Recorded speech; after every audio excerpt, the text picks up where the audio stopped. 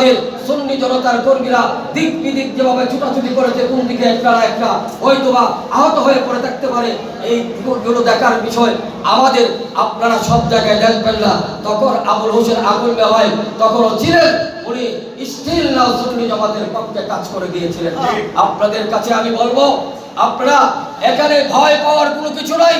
আপনি যদি সুন্নি হন, আপনার যদি রক্ত সুন্নিয়তের হয়, আপনি পিছপা হওয়ার সুযোগ নাই।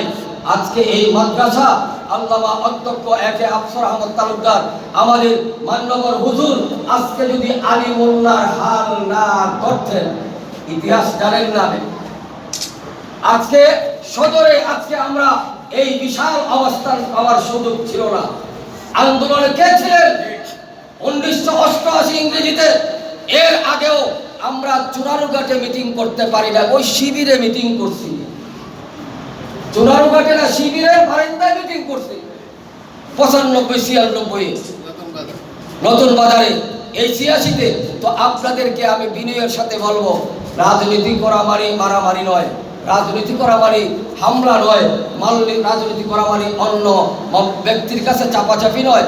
রাজনীতি করবা কোরআন সুন্নাহ এই আদর্শ প্রতিষ্ঠা করার জন্য আপনাদেরকে সেই রাজনীতি করতে গেলে কিন্তু শিক্ষা দরকার। শিক্ষা ছাড়া কখনো